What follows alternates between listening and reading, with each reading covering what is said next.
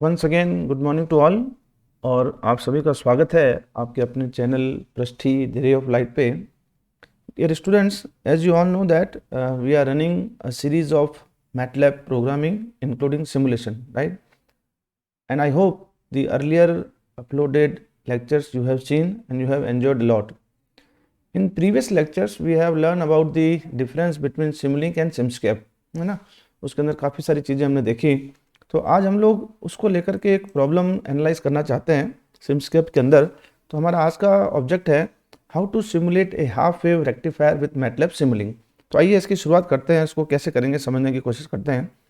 First of all हमारा जो specific problem है वो ये है कि we have to simulate a single phase half wave uncontrolled rectifier with resistive load, right. हमारे को हाफ वेव रेक्टिफायर है जो कि अनकंट्रोल्ड है ना, मतलब आपको डायोड काम में लेना है और लोड का नेचर रजिस्टिव है। ये कह रहे हैं कि आपको ये पैरामीटर लेना है, AC voltage source 220 volt peak लेना है, 50 हर्ट्ज फ्रीक्वेंसी है और जो लोड है वो 1 किलो ओम का लेना है। ये हमारा ठीक है ना, ये सर्किट के स्पेसिफिकेशंस हैं, right. So before going to simulate it let us first try to understand what is single phase half wave diode rectifier with resistive load, right. आपके सामने एक सर्किट डायग्राम है, एसी सप्लाई है, ये diode है और हमने एक रजिस्टिव लोड लगा दिया, ठीक है ना। अब आप लोग जानते हैं कि ये एसी सप्लाई है और ये डायोड एक रेक्टिफायर की तरह काम करेगा। इसका रेक्टिफायर का मतलब क्या होता है? The device which converts AC into DC, right. और इस लोड के अक्रॉस हम वोल्टेज मेजर करेंगे, ये इनपुट वोल्टेज यहाँ पर मेजर कर सकते हैं। तो आप जानते हैं कि ये डायोड फॉरवर्ड बायस में होता है तभी ये कंडक्ट करता है या ऑन होता है ना। जब ये रिवर्स बायस में होगा तब ये कंडक्ट नहीं करेगा। और एसी सप्लाई का आप नेचर जानते हैं, पॉजिटिव हाफ फिर नेगेटिव हाफ, है ना। तो इसको थोड़ा सा मैं ब्रीफ कर देता हूँ कि during positive half cycle input voltage जो है ना वो डायोड फॉरवर्ड बायस हो जाएगा, तो जो इनपुट वोल्टेज है वो एज इट इज आपके लोड के अक्रॉस आ जाएगा, ठीक है ना। But during negative half cycle diode reverse bias में आ जाएगा, इट विल नॉट कंडक्ट, तो आउटपुट में वोल्टेज आपका जीरो आने वाला है, ठीक है ना। तो आउटपुट में वोल्टेज आपको नहीं मिलेगा, है ना, ड्यूरिंग नेगेटिव हाफ साइकिल। तो अब ये देख सकते हैं आप, इसका जो सर्किट डायग्राम वही है और ये हमारी positive AC supply input voltage है, ये पॉजिटिव हाफ साइकिल है, ये नेगेटिव हाफ साइकिल है और फिर रिपीटेशन होगा, है ना। तो during positive half cycle this diode will be forward bias, on हो जाएगा, कंडक्ट हो जाएगा, शॉर्ट सर्किट हो जाएगा रादर। तो जो भी वोल्टेज है यहाँ पर वो इस लोड के अक्रॉस अपीयर हो जाएगा, है ना। आपने 220 लोग लगाया तो वो यहाँ पर अपीयर हो जाएगा, ठीक है ना। But during negative half cycle it will be reverse bias, right. Reverse bias का मतलब है इट विल नॉट कंडक्ट और you can say it will be act as an open circuit. तो ये एक तरह का स्विच है, पहले क्लोज होगा आधी साइकिल में फिर ओपन रहेगा, ठीक है ना। तो इस तरह से आपको आउटपुट में ये इस तरह की वेवफॉर्म मिलेगी, जहाँ जहाँ इसको पॉजिटिव हाफ मिलेगा वहाँ आपको लोड में ऑफ मिलेगा, ठीक है ना। अब इसको मैटलैब में कैसे सिमुलेट करते हैं, उसके लिए आपको क्या क्या कंपोनेंट चाहिए उसकी थोड़ी बात कर लेते हैं। देखिए, सबसे प्राइम कंपोनेंट है आपको डायोड। अगर आप सर्च बार में जाकर के डायोड सेलेक्ट करेंगे और उसको सर्च में डाल देंगे तो you will find lot of devices, है ना। जैसे आप देखो कई तरह के डायोड आपको दिख रहे हैं, आपको कौन सा डायोड लेना है मैं आपको बता देता हूँ। बट जो हमको लेना है उसकी एग्जैक्ट लोकेशन हम कैसे पता लगाएं वो भी मैं आप तरीका आपको बता रहा हूँ, ठीक है ना। मान लीजिए मुझे ये डायोड लेना है, ये वाला, तो मैं इस पर क्लिक करूँगा, ठीक है ना।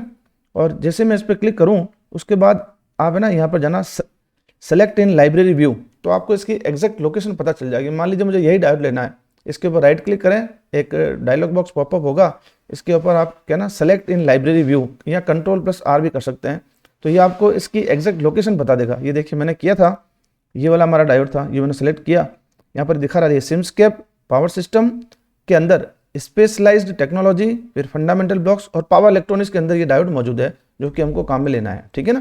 तो आई थिंक ये उसकी एग्जैक्ट लोकेशन कैसे पता लगाएं, पाथ कैसे पता लगाएं, वो भी आपको आइडिया हो गया, ठीक है ना।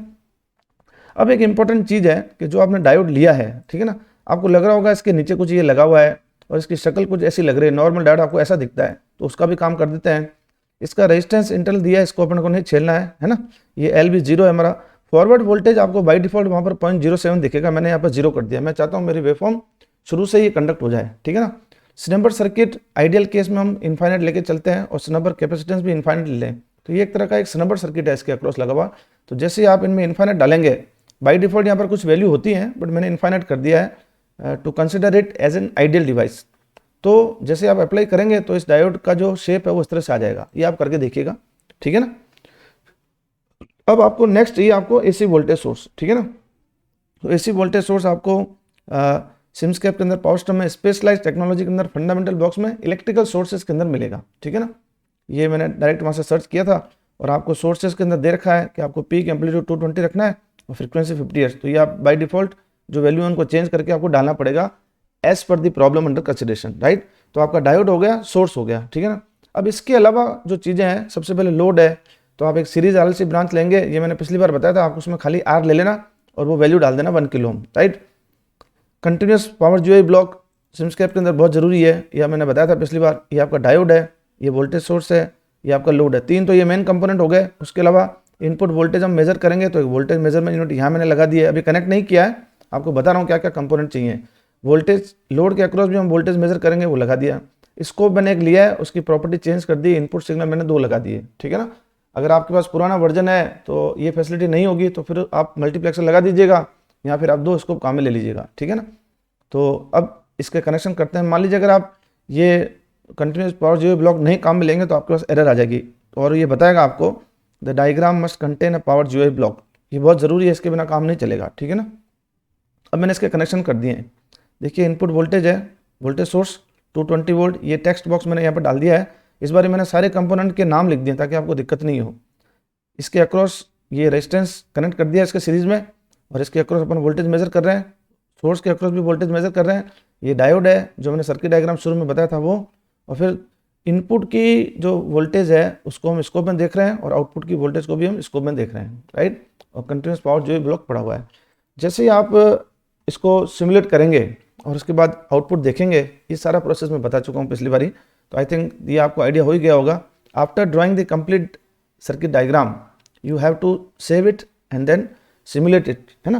तो सिमुलेट करेंगे तो और स्कोप को डबल क्लिक करेंगे तो आपको आउटपुट नजर आएगा।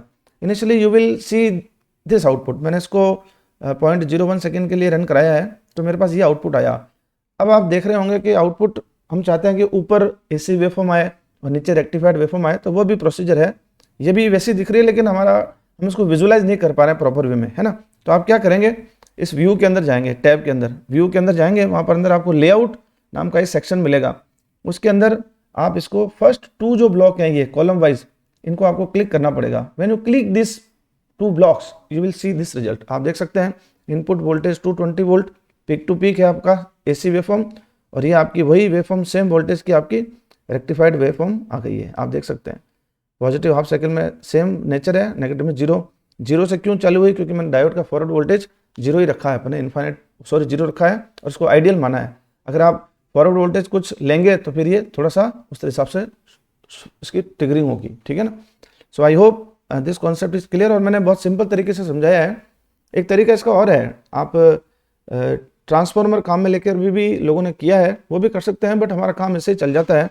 तो अगली क्लास में आपको फिर से बताऊंगा कि एक ट्रांसफार्मर ऐड करके और स्टेप डाउन ट्रांसफार्मर आपको लेना पड़ेगा। पहले आप सप्लाई इसको देंगे, फिर उसको 24 वोल्ट या 12 वोल्ट में लीनियर ट्रांसफार्मर आप लेकर के भी इसको कर सकते हैं। तो I hope this process is clear to you. If you have any query तो आप कमेंट बॉक्स में डालिएगा। अगली क्लास में हम कुछ और इस तरह की प्रॉब्लम लेकर के आपके सामने आऊँगा। अंत में आप सभी का धन्यवाद। एक बार लाइक ज़रूर करिएगा अगर आपको क्लास पसंद आई होगा, ठीक है ना। तो धन्यवाद, जय हिंद।